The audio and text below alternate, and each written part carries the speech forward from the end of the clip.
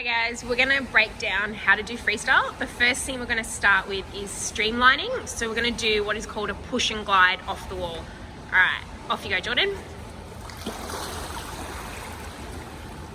She's got her hands locked, head between her hands, and chin right down in a nice straight position.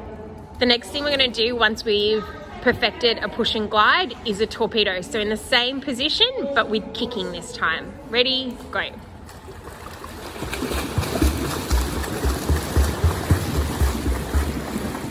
At this stage, you should only be aiming for about 3 to 5 meters.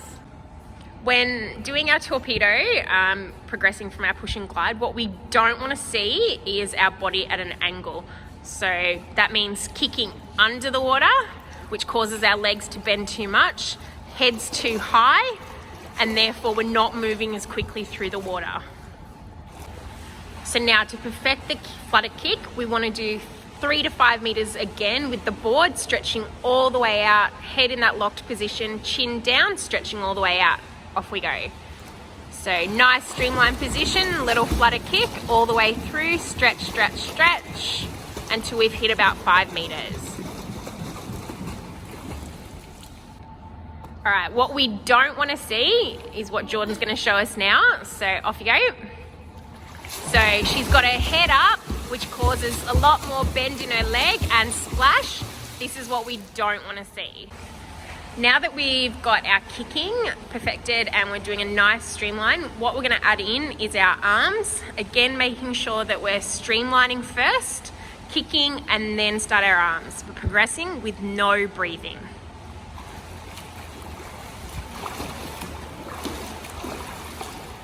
Again, not going much further than 3 to 5 meters. So what we just saw from Jordan was nice streamlining, stretching out, fingertips in the water. What we don't want to see from kids is a lot of splash, angles, and slapping of the water. Off we go.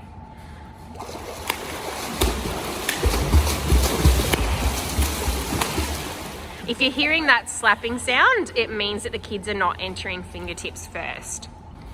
If students are having trouble with that side movement, practice on the wall, just making sure that our ear is always in the water when we turn.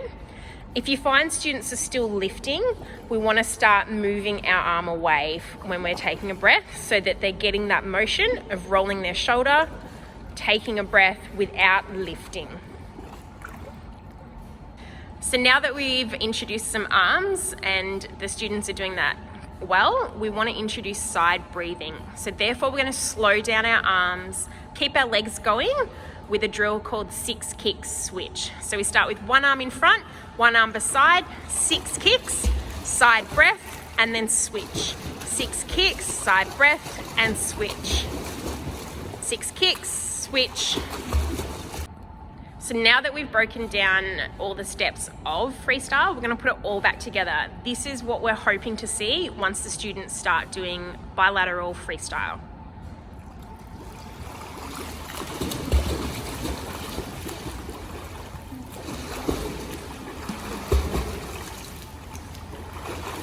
Again, aiming for 3 to 5 meters with that bilateral breathing, advancing towards 10 meters. If students are doing any of the things that we've just gone through incorrectly, take it back. So what we don't want to see is freestyle that looks like this, where students are slapping, they're lifting, making sure that when we do see them, that fingertips in, still that head in the water, not slapping, no kicking, head up.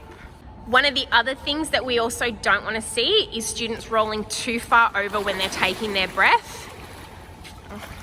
We only want a head and a slight shoulder movement, not a complete body turn, because it makes the student take too long. It should be a quick breath in, face back in the water.